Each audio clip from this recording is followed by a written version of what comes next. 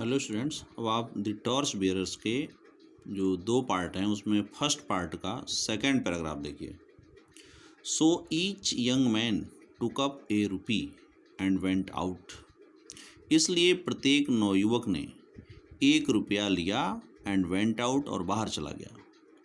The first one wandered through the बाजार। पहला नवयुवक, फर्स्ट वन, ये वन जो आया नवयुवक के लिए है। पहला नवयुवक वांडर्ड थ्रू दी बाजार, बाजार में घूमा। वांडर का मतलब घूमना या इधर उधर घूमना भी होता है। But nothing could he find, लेकिन वह कुछ भी न पा सका। Which would in any way, जो किसी भी तरह से सर्व हिज पर्पज, पर्पज माने उद्देश्य, सर्व का मतलब पालन करना, सेवा करना। लेकिन वह कुछ भी न पा सका जो किसी भी तरह से उसके उद्देश्य की पूर्ति करती हो। सर पूर्ति करने के लिए भी हो सकता है। ऑल डे लॉन्ग, पूरे दिन। ही वांडर्ड अबाउट, वह घूमता रहा। Looking in all the shops, सभी दुकानों में देखता रहा। But nothing could he find, लेकिन वह कुछ न पा सका। He became more and more certain, वह और अधिक से अधिक निश्चित होता चला गया, यानी वह और अधिक से अधिक निश्चिंत होता चला गया। दैट की something had gone wrong with his father, कि उसके पिताजी के साथ कुछ न कुछ गलत हो गया था, यानी उसके पिताजी का दिमाग या बुद्धि मारी गई थी। He was about to give up his search in despair, despair माने निराशा, सर्च माने खोज, गिव अप माने छोड़ना, अबाउट टू ही वाला के लिए आता है। He was about to give up, वह छोड़ने ही वाला था हिज सर्च, अपनी खोज को, इन डेस्पेयर, निराशा में, यानी निराशा में वह अपनी खोज को छोड़ने ही वाला था। वैन, तभी, he saw a bullock cart with a load of hay, hay माने सूखी घास भी कहते हैं, पुराल भी कहते हैं, फूस भी कहते हैं। तो उसने तभी एक सूखी घास लदी हुई, लोड लदी हुई एक बैलगाड़ी को देखा।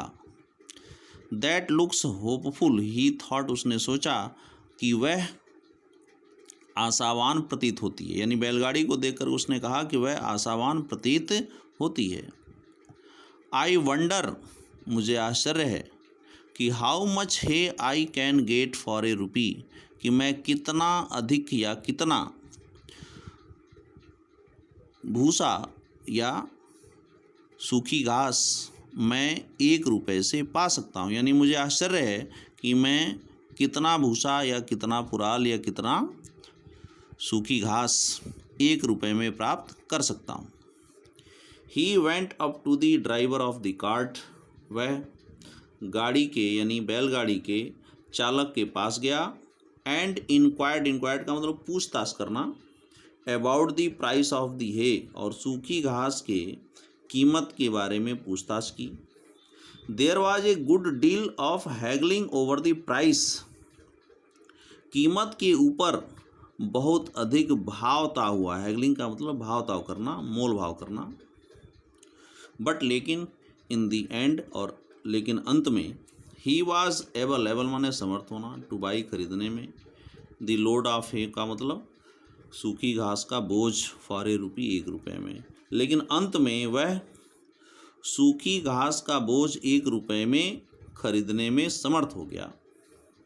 अब देखिए क्या बता रहा है कि this was in the days, यह उन दिनों की बात है, when A rupee would buy a great deal more than it will by now, यह उन दिनों की बात है जब 1 रुपये में जितना आज खरीदा जाएगा उससे कहीं बहुत अधिक खरीदा जाता था।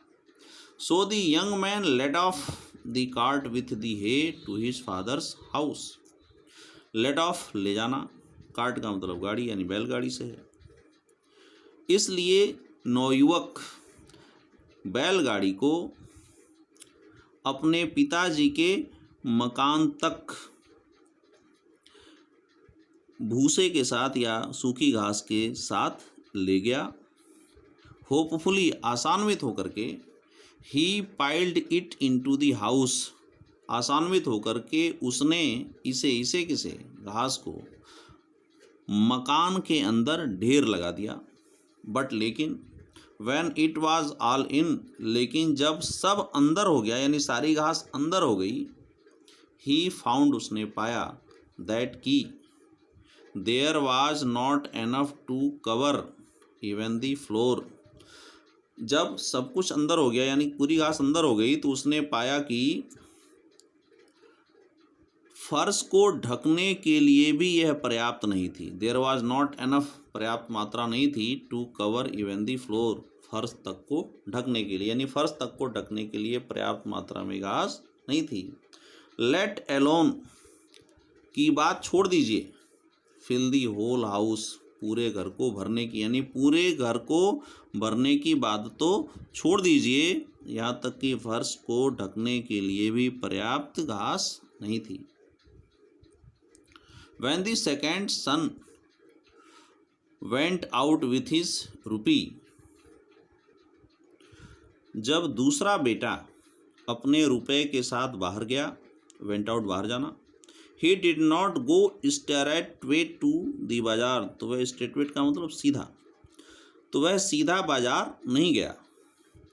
Instead of doing that, उसको करने के बजाय, instead of के बजाय, ही sat down, वह बैठ गया, एंड began to think, और सोचने लगा। फॉर ए लॉन्ग टाइम, लंबे समय तक, ही sat thinking about, वह बैठकर सोचता रहा, about what he could possibly buy, कि वह कौन सी चीज़ संभवतः खरीद सकता था, यानी वह बैठे हुए सोचता रहा कि कौन सी चीज़ वह संभवतः खरीद सकता था। एट लेंथ, यानी अंत में, एट इवनिंग टाइम, शाम के समय, एन आइडिया स्टक हिम, एक विचार उसके मन में आया।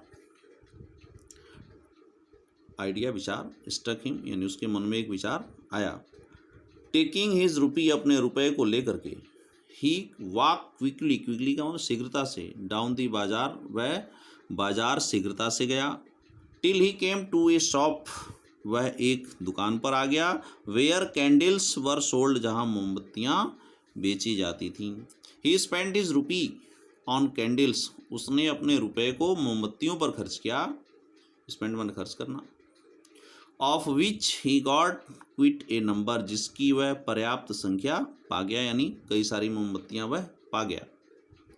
देन तब, टेकिंग हिज कैंडल्स, तब अपनी मोमबत्तियों को, विथ हिम, अपने साथ ले करके, he made his way back to his father's house, वह वापस अपने पिताजी के घर लौट आया।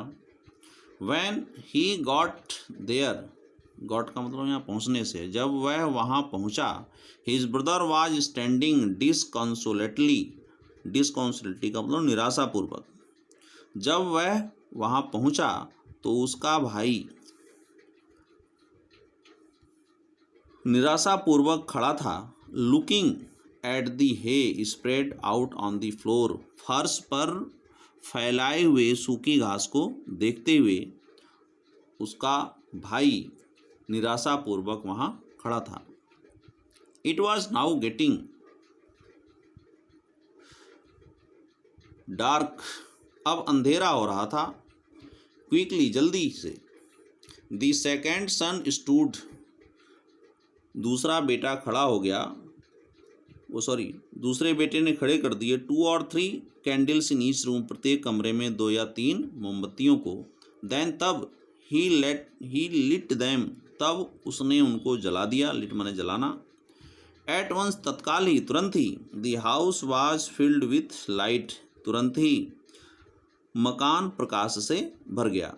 His father was very pleased with him, उसके पिताजी उससे बहुत खुश थे, प्लीज का मतलब खुश होना। एंड सेड, और कहा कि माई सन, मेरे बेटे, you have shown true wisdom, wisdom माने बुद्धिमानी, शोन माने दिखाना, मेरे बेटे तुमने सच्ची बुद्धिमानी प्रदर्शित की है, दिखाई है। I am ready to hand over all my money to you, I am ready, मैं तैयार हूँ, हैंड ओवर का मतलब हस्तांतरित करना या देना, मैं तुम्हें अपना सारा धन देने के लिए तैयार हूँ।